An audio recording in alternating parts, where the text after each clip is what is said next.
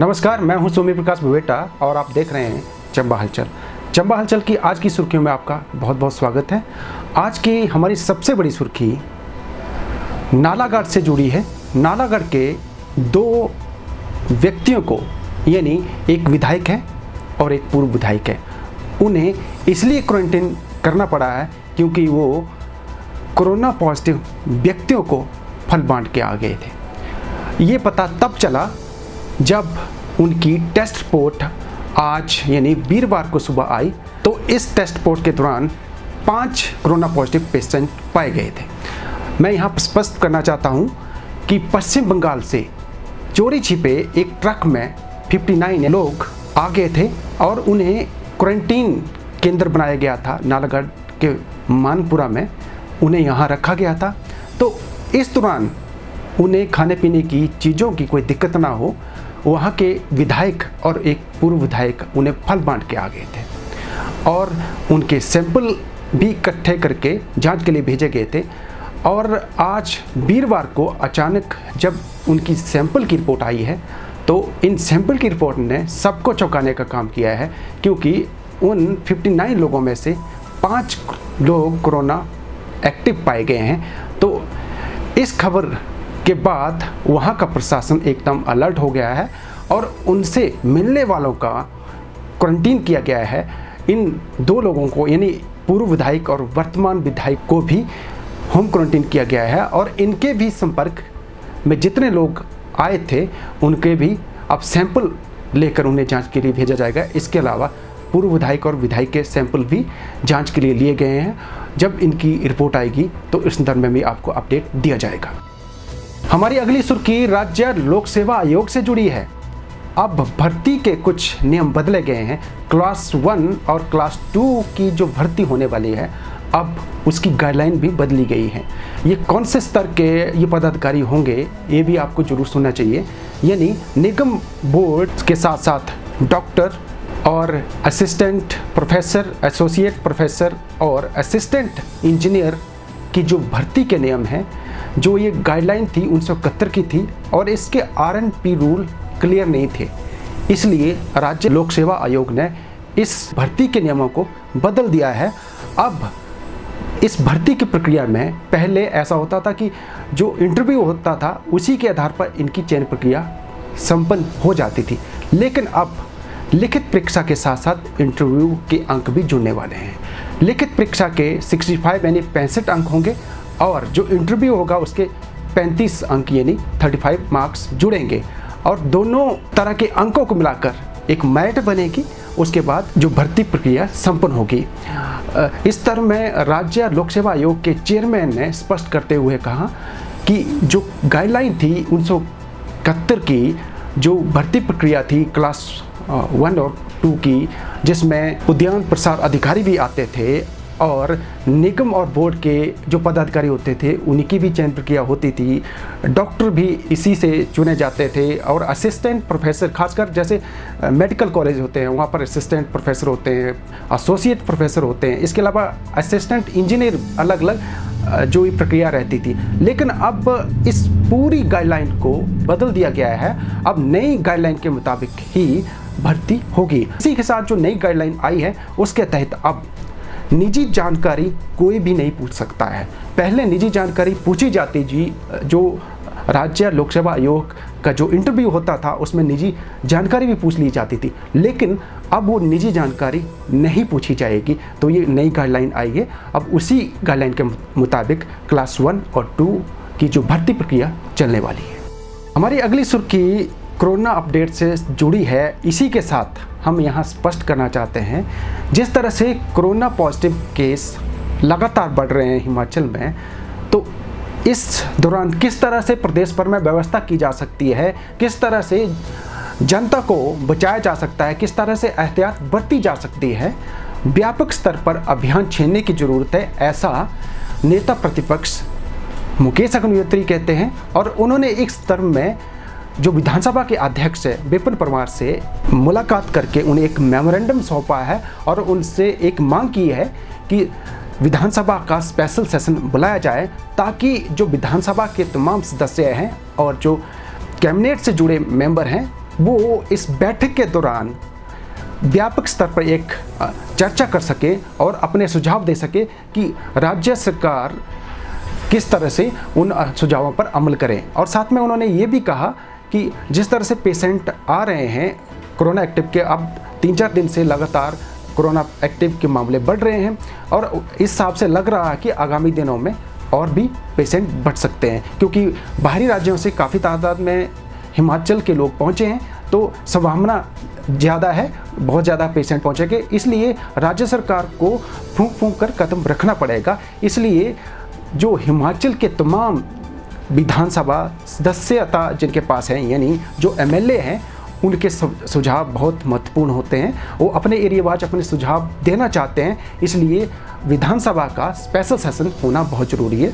तो विपिन परमार ने इस संदर्भ में कहा कि इस संदर्भ में मुख्यमंत्री और राज्यपाल से बात होगी, उसके बाद स्पेशल सेशन की बात की जा सकती है।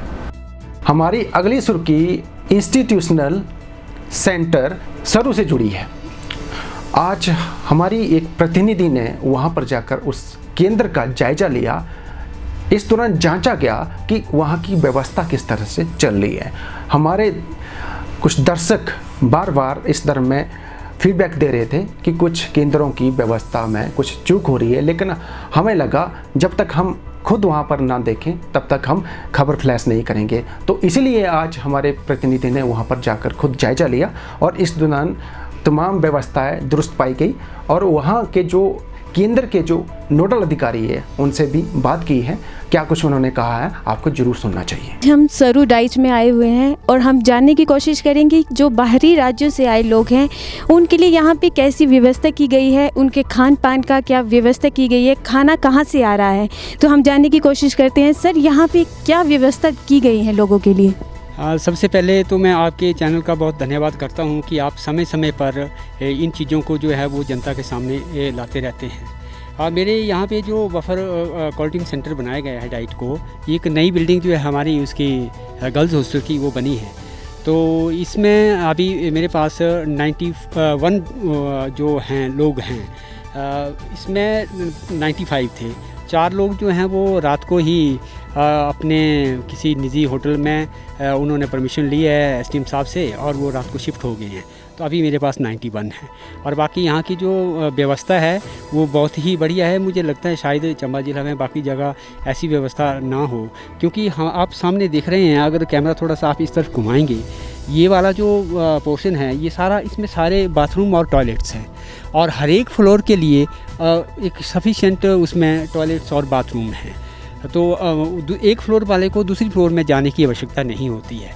अभी जो हमारे टॉप की जो फ्लोर है उसमें जो मेरे पास आए हैं 33 लोग, वो उत्तराखंड से हैं और उससे जो हमारी जो नीचे वाली जो सेकंड फ्लोर है, सेकंड फ्लोर के अंदर हमारे पास 28 लोग हैं जो कि पुणे से आए हैं और जो हमारी फर्स्ट फ्लोर रही उसमें हमारे पास 30 लोग हैं जो कि अपने चेन्नई से आए हुए हैं।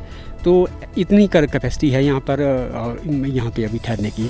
इनका जो खाने की जो व्यवस्था के अगर उससे मैं बात करूँ तो मेस में ही हमने इसका जो है प्रावधान रखा है, वहीं से खाना बनता है और जो हमारे डाइट के लोग हैं वो सारे उसमें उसकी पैकिंग करते हैं और जैसे अभी आपने देखा वो पैकेट्स हम इनको एक एक बंदे का पैकेट जो है वो इस प्रकार से हम उनको देते हैं। तो इनमें कुछ बच्चे भी होंगे, तो बच्चों के लिए क्या सारा इंतज़ाम यहाँ पे है, उनके लिए दूध वगैरह जितना भी उनको चाहिए हो? एक परिवार है यहाँ पे है, उनका 2.5-3 साल का बच्चा, 3 साल का बच्चा है वो, तो उनको हम दूध दे रहे हैं। सुबह शाम जैसे भी होता है वो हम दूध गर्म करके देते हैं उसको। इसी के साथ ये भी जानना चाहेंगे कि ब्रेकफास्ट और लंच और डिनर में क्या कुछ इनको मिल रहा है? वैसे मैं ऐसा कहूँ कि कोई ऐसा हाई फाई इसका मेन्यू तो नहीं है। जो हमें एडमिनिस्ट्रेशन की तरफ से जो गाइडलाइन है या वहाँ से हमें जो मटेरियल हमें मिलता है हम अच्छे तरीके से इन तक पहुँचाने का प्रयास करते हैं। अमूमन हम ब्रेकफास्ट के अंदर इनको अपना पराठा, अचार और चाय देते हैं और लंच के समय हम चावल और दाल दे देते हैं। शाम को भी अगर कई बार हुआ तो हम इनको बीच में एक सब्ज़ी दे देते हैं, और कभी अगर हुआ तो चपाती भी हम दे सकते हैं, क्योंकि 100 लोगों के लिए चपाती की व्यवस्था करना थोड़ा सा असंभव काम है, लेकिन फिर भी हमने बीच में दी है और बीच बीच में हम देते रहते हैं। हमारे साथ सरू डाइट से प्रिंसिपल सर बने हुए हैं, और जैसे कि आज हम मेस में आए हैं तो देख सकते हैं यहाँ पे किस तरीके से सफाई वगैरह का ध्यान दिया जा रहा है। तो सर, आपके साथ कितने वर्कर्स काम कर रहे हैं और किस तरह से यहाँ पे काम हो रहा है? ये आप देख रहे हैं, ये हमारा मेस है, और अभी चूँकि लंच का जो काम था वो पूरा हो चुका है, और लंच के बाद जो अब रात का खाना बनना है उसकी तैयारी हो रही है। ये सारा इसको साफ़ सफाई इसकी की जा रही है। ये हमारा एक मेस का है लड़का, इसके साथ 2 वर्कर लगे हुए हैं, और इसके अतिरिक्त हमारा ये सारा डाइट का स्टाफ जितना भी है वो इस काम में इनकी सहायता कर रहा है। 2 दिन से हम यहाँ पर रह रहे हैं। खाना मतलब ऐसा नहीं है कि खराब खाना मिल रहा हो या बासी खाना मिल रहा हो, खाना मिल रहा है, सही मिल रहा है, ऐसी बात नहीं है। और जो कुछ लोग यहाँ पर हैं उनको लग रहा हो ऐसा कि भैया हमें खाना सही नहीं मिल रहा, हमें मिल ही नहीं रहा है, ऐसा कुछ नहीं। सुबह ब्रेकफास्ट भी आता है यहाँ पे, अभी इन्होंने दिया है। बाकी मैंने बच्चे के लिए बोला था दूध के लिए, तो अगर दूध आएगा तो उसके लिए कोई नहीं है, पहले मिल रहा है मिला दूध मिला है, कोई दिक्कत नहीं है, मिला है। लेकिन वो क्या सुबह थोड़ा सा लेट हो गए थे, मतलब 15-20 मिनट बोला, बाकी दूध आ रहा है, ऐसी कोई नहीं है, ठीक है। बाकी सेकंड फ्लोर में तो हमें कोई दिक्कत नहीं।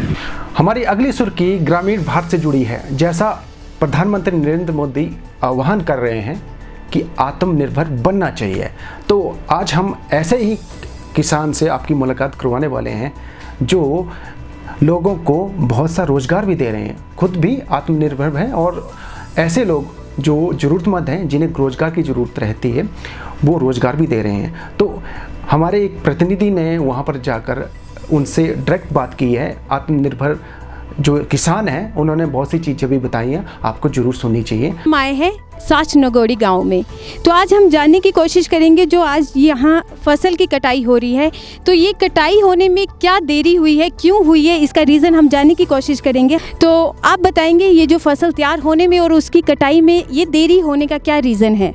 मौसम ख़राब होने की वजह से देरी हुई है इस फसल कटाई करने के लिए, और मौसम अब साफ़ हो गया, अब हम कटाई कर रहे हैं। कोविड-19 जो आजकल महामारी चली हुई है देश में पूरे, तो उसके चलते हुए ग्रामीण क्षेत्रों में क्या असर पड़ा है? ग्रामीण से यहाँ के क्षेत्र में कोई असर नहीं पड़ा है। हमने सोशल डिस्टेंस रख के काम किया सारा, जैसे कि गवर्नमेंट आदेश देती है उसी हिसाब से हम ये काम करते हैं जी। जैसे कि कोविड-19 का ये महामारी चली हुई है, तो क्या इस समय में किसान खुशहाल है? बिल्कुल खुशहाल है, कोई ऐसी बात नहीं है। तो क्या आपको किसी चीज़ की दिक्कत हो रही है या कुछ प्रॉब्लम्स आ रही हैं किसी भी चीज़ को लेके, बेरोज़गारी को लेके या किसी भी चीज़ को लेके? बेरोजगारी को लेके तो कोई दिक्कत नहीं है, इधर काम पे लोग आ रहे हैं, हम पैसे दे के काम करवा रहे हैं, कोई इसमें दिक्कत नहीं है। जो हमारे गांव के लोग हैं ये इस घड़ी में भी हम सब इकट्ठा मिल के काम करते हैं, और इस रल मिल के काम अपना गुजारा करते हैं, हमें कोई दिक्कत नहीं है। जैसा जी देश के प्रधानमंत्री जी ने कहा है कि अपने उस पर निर्भर करना चाहिए, हम भी अपने उस पर काम करके अपने बल पे निर्भर हैं। हमारे ਜਿਹੜੇ लोक नृत्य थे ਅਸੀਂ ਜਿਹੜੇ ਨੇ ਰਲੀ ਮਿਲੀ के काम करते, और हमारे ते ग्राम ਵਿੱਚ ਦਿਹਾੜੀ ਦਿਹੜੀ ਅਸੀਂ ठीक दे देंगे लोगों को, और असा जो कोई दिक्कत नहीं आई, क्योंकि लेबर भी असा जो ठीक मिली इस बारी काम करने वास्ते, और हमारा काम ठीक तरीके का नहीं चला करता है। अगली सुर्खी कोविड-19 सहायता कक्ष से। आज जिला मुख्यालय पर डीसी ऑफिस परिसर में कोविड-19 सहायता कक्ष बनाया गया है।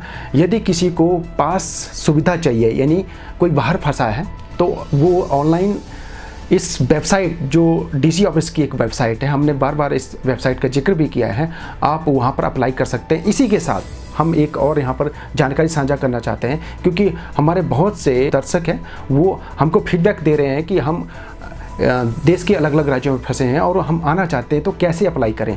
हम आपको एक नंबर देंगे, उस पर भी आप अप्लाई कर सकते हैं। वहाँ पर आपको एक लिंक बताया जाएगा, उस लिंक के माध्यम से आप अप्लाई कर सकते हैं। ये क्या नंबर है आपको जरूर सुनना चाहिए, 98166 98166, यानी 98 166 ये नंबर है। सियानो आस्क इसको नाम दिया गया है, और हॉटलाइन ऐप ये बनाया गया है, और इसकी विधिवत लॉन्चिंग बुधवार को ही थी उपायुक्त चंबा ने इसकी लॉन्चिंग की थी। तो ये बहुत अच्छा ऐप है, आपको इसका ज़रूर इस्तेमाल करना चाहिए। और आप जब इस पे मैसेज करेंगे, ये जो आपको नंबर बताया गया है 98 उस पर जब आप मैसेज करेंगे तो आपको, जब आप मैसेज सेंड कर देंगे उसके तुरंत बाद आपको रिप्लाई आएगा और उसका जवाब भी आएगा जैसा आप चाहते हैं। लेकिन आपको जो आपको सही मायने में ज़रूरत है वो उसी के साथ में आपको बताना पड़ेगा। कई बार ऐसा होता है कि आप फेक मैसेज उसमें डालेंगे तो उसका कोई रिप्लाई नहीं मिलेगा, हो सकता है फेक मैसेज डाल के आपके खिलाफ कार्रवाई हो सकती है। इसलिए इस तरह की आप जानकारी साझा बिल्कुल ना करें जिससे प्रशासन का जो समय है नष्ट होगा। आप वही चीज़ इस ऐप के जरिए पूछिए या आपको ज़रूरत है, आपका जो उस मैसेज पर आपको रिप्लाई मिलेगा और आपका जो काम है वो भी पूरा होगा। आप क्योंकि आप हमारे जो दर्शक हैं अलग अलग कोने में देखते हैं, तो हम आपको ये स्पष्ट करना चाहते हैं कि ये जो स्यानो ऐप है, स्यानो आस्क, ये जिला प्रशासन ने अभी हाल ही में तैयार किया है। और इसकी जो पूरा जो ऐप तैयार किया है इसको एक IT इंजीनियर जो IAS प्रोफेशनल हैं उन्होंने ये तैयार किया, सौरभ हैं, और वर्तमान में वो DIDA के पदाधिकारी हैं। तो IAS प्रोफेशनल भी हैं और IT इंजीनियर भी है। तो उन्होंने एक ऐप इसीलिए लॉन्च किया ताकि जो लोग हैं दिक्कत में न रहे, उनको जिला मुख्यालय पर आकर अपनी ई-पास सुविधा या कोई इमरजेंसी सेवा है उसके लिए यहाँ पर आना ना पड़े, वो घर पे बैठ के एक मैसेज के जरिए तमाम सुविधाओं का लाभ उठा सकते हैं। इसलिए आपको इस ऐप का ज़रूर इस्तेमाल करना चाहिए। हमारी अगली सुर्खी कर्फ्यू में ढील की अवधि का नाजायज़ फ़ायदा उठाने वालों के खिलाफ है। हम आपसे बार बार इसी तरह का आह्वान कर रहे हैं कि आप सोशल डिस्टेंसिंग के नियमों का पालन करें और बिना मास्क के बाज़ार में नहीं घूमें। अब चंबा ज़िले के कुछ दुकानदारों ने कुछ ऐसा किया था जो कर्फ्यू में ढील के बिल्कुल खिलाफ था। जैसा प्रशासन चाहता था, जैसे प्रशासन ने निर्देश दिए थे, वैसा इन दुकानदारों ने नहीं किया। इसकी वजह से जो यहाँ के उपमंडल अधिकारी हैं SDM शिवम प्रताप सिंह, उन्हें सख्त कार्रवाई करने को विवश होना पड़ा है। 4 दुकानदार ऐसे हैं जिनकी दुकानों को सीज कर दिया गया है, यानी 1 हफ्ते तक वो बंद रहेंगी। इसी तरह 2 रेडी धारक थे जिन्होंने जो कर्फ्यू में ढील की अवधि का नाजायज़ फ़ायदा उठाया, इसलिए उनके खिलाफ कार्रवाई करनी पड़ी है। उनको भी 1 हफ्ते तक बंद कर दिया गया है। हम इस खबर को आपको इसलिए बता रहे हैं ताकि आप जो अन्य दुकानदार हैं इससे सबक लें। जैसा सरकार और प्रशासन कह रहे हैं आपको उनके नियमों का पालन करना चाहिए, अन्यथा आपके खिलाफ भी जैसा इन 6 लोगों के खिलाफ कार्रवाई हुई है आपके खिलाफ भी हो सकती है। जैसा प्रशासन और सरकार कहती है कि फिजिकल डिस्टेंस आपको मेंटेन करना पड़ेगा। यदि कोई ग्राहक आपकी दुकानों के बाहर आया है, 2 या 3 है फिर तो ठीक है, यदि ज़्यादा है तो आपको खुद ही डिस्टेंस मेंटेन करके उनको दुकानों के बाहर खड़ा करना पड़ेगा। ये वैसे तो प्रशासन की ओर से आपकी दुकानों के बाहर घेरे लगा रखे हैं, लेकिन घेरों में हो सकता है वो जो लोग आएंगे वो खड़े नहीं हो सकते, क्योंकि बहुत ज़्यादा जब भीड़ होगी तो एक घेरे में 2-2, 3-3 लोग खड़े नहीं किए जा सकते हैं। जैसा कि अभी जिन दुकानदारों के खिलाफ ये कार्रवाई हुई है वहाँ पर ये देखने पर पाया गया है कि वहाँ दुकानों के बाहर ज़्यादा लोग थे, क्योंकि कर्फ्यू लगा हुआ है तो उसमें 5 लोगों से ज़्यादा भीड़ इकट्ठी नहीं हो सकती है। और इसके अलावा जो दुकानों के भीतर हैं वहाँ पर भी ज़्यादा लोग इकट्ठे नहीं बैठ सकते हैं। इसलिए प्रशासन जैसा कह रहा है, सरकार जैसा कह रही है, आपको उस पर अमल करना चाहिए। अन्यथा जिस तरह से ये 6 लोगों के खिलाफ कार्रवाई हुई है, आप जो व्यापारी भाई हैं उनके खिलाफ भी ये कार्रवाई की जा सकती है। और हम यहाँ ये भी स्पष्ट करना चाहते हैं कि SDM ने सख्त चेतावनी दी है। फिलहाल तो 7 दिन के लिए ऐसे दुकानदारों के खिलाफ कार्रवाई की गई है जिन्होंने कर्फ्यू में ढील की अवधि के दौरान नियम बने उनका पालन नहीं किया है। यदि इन्होंने फिर से इन नियमों का पालन नहीं किया तो जुर्माना भी किया जा सकता है और इसके अलावा और भी सख्त कार्रवाई की जा सकती है। इसलिए व्यापारी भाई तमाम नियमों का पालन करें जैसा प्रशासन और सरकार कहती है। ऐसा है कि कल हमने एक औचक निरीक्षण किया था बाज़ार में, क्योंकि चंबा बाज़ार जो है पूरे चंबा ज़िले का एक सबसे डेंस एरिया है। तो हमने जिस प्रकार से सारी की सारी दुकानें खुलवाई थी, तो हम ये उसके साथ एक कंडीशन भी थी कि जितने भी लोग रहेंगे, जिनको भी ये दिया जाएगा, सामान दिया जाएगा, उनका मास्क होना ज़रूरी है। एक दुकान में 5 से ज़्यादा आदमी नहीं हो सकते, और साथ ही एक 2 फीट की 6 फीट का जो डिस्टेंस है, 2 गज की दूरी, वो मेंटेन कराने की रिस्पॉन्सिबिलिटी शॉपकीपर्स को दी गई थी। परंतु कल औचक निरीक्षण में ये पाया गया, और जैसे कि काफ़ी लोग कंप्लेंट भी कर रहे थे कि मार्केट एरिया में काफ़ी ज़्यादा भीड़ है, तो उसी को देखते हुए कल एक औचक निरीक्षण किया गया, जिसमें 3 दुकानें और 2 रेहड़ियाँ को ऐसा पाया गया कि जहाँ पे करीब 5 से 6 या करीब 10 लोग भी एक ही पॉइंट पे खड़े थे, जो कि हमारी कोरोना के खिलाफ जो लड़ाई है उसको बिल्कुल विफल कर देता है। तो उसी को देखते हुए हमने उन 3 दुकानों को और 2 रेहड़ियों को 1 हफ्ते के लिए सील कर दिया गया है। ये फर्स्ट वार्निंग थी। यदि इसके बाद फिर कोई भी पाया जाता है, इस तरीके की चीज़ें होती हैं, तो उनके ऊपर और सख्त कार्रवाई होगी। इसमें मेरा व्यापारी भाइयों से भी एक अनुरोध है कि वो भी एक बड़े रिस्क पे हैं, क्योंकि वो लोगों के हाथों से करेंसी भी ले रहे हैं, साथ ही लोगों से मिल भी रहे हैं, तो वो भी रिस्क पे हैं, लोग भी रिस्क पे हैं। तो कोरोना की जो हमारे बेसिक प्रोटोकॉल हैं, जो कि सोशल डिस्टेंसिंग, मास्क वगैरह, इन सबको फॉलो करें। इससे उनकी भी जान भी बचेगी, हम लोग भी उन्हीं की जान बचा रहे हैं, हम लोग भी अपनी जनता की जान बचा रहे हैं। सब लोगों की जान बचाने के लिए यह प्रयास ज़रूर करें और सख्ती के साथ साथ अपने इंडिविजुअली सब लोग इस प्रयोग में, इस मुहिम में और इस जो हमारी लड़ाई है कोरोना के खिलाफ, उसमें हमारा साथ दें। सर, इनके खिलाफ कोई जुर्माना भी किया? जी, जुर्माना नहीं है, अभी सिर्फ 7 दिन की सीलिंग है इनकी, परंतु अगर नेक्स्ट टाइम ये रिपीटेड ऑफेंडर्स होते हैं तो उसके बाद ये जुर्माना भी लगेगा। हमारी अगली सुर्खी पूर्व प्रधानमंत्री राजीव गांधी की पुण्यतिथि से जुड़ी है। आज जिला मुख्यालय पर उनकी पुण्यतिथि पर एक श्रद्धांजलि कार्यक्रम आयोजित किया गया। इस दौरान कांग्रेस के पदाधिकारी और सदस्यों ने उन्हें श्रद्धांजलि अर्पित की। हमारी अगली सुर्खी मुख्यमंत्री जयराम ठाकुर से जुड़ी है। उन्होंने स्पष्ट करते हुए कहा कि 31 मई तक जो हिमाचल के लोग हैं, जो देश के अलग अलग राज्यों में हैं, वो आ सकते हैं। जब वो हिमाचल में अपने घरों में पहुंच जाएंगे तो बॉर्डर को सील कर दिया जाएगा, यानी हिमाचल के पूरे बॉर्डर एरिया को सील किया जाएगा। उसके बाद किसी भी तरह की आवाजाही नहीं होगी। इस दौरान में बाकायदा शिमला में जयराम ठाकुर मुख्यमंत्री हिमाचल प्रदेश ने प्रेस वार्ता की है। उन्होंने स्पष्ट किया है कि चूंकि बाहर से काफ़ी तादाद में हिमाचली हिमाचल में पहुंचे हैं, उनके घर हैं और अपने कामकाज के सिलसिले में ये बाहर गए हुए थे। चूँकि अब लॉकडाउन की अवधि के दौरान काफ़ी दिनों से अपने घरों से बाहर थे। अब कोरोना वायरस फैला हुआ है, काफ़ी तादाद में मरीज देश के अलग अलग राज्यों में आ रहे हैं, हिमाचल में भी मरीज आ रहे हैं, लेकिन ये मरीज तब आ रहे हैं जब बाहर के लोग, जो हिमाचल के लोग हैं जो बाहर फंसे थे, वो अपने घर की ओर आ रहे हैं। लेकिन फिर भी राज्य सरकार जो कोरोना पेशेंट आ रहे हैं उनका इलाज भी कर रही है राज्य सरकार। लेकिन अब हमने ये फैसला किया है, यानी राज्य सरकार ने फैसला किया है कि 31 मई तक सभी हिमाचली जो बाहर फंसे हुए हैं उनके घर वापसी होने के बाद पूरे हिमाचल को सील किया जाएगा। हमारी अगली सुर्खी सुखद है, यानी अच्छी खबर है। चंबा जिले की जनता को आज बताना चाहते हैं कि जो कोरोना पॉजिटिव केस थे 3, वो ठीक हो गए हैं, बिल्कुल स्वस्थ हैं। अब उन्हें भी घर भेज दिया जाएगा।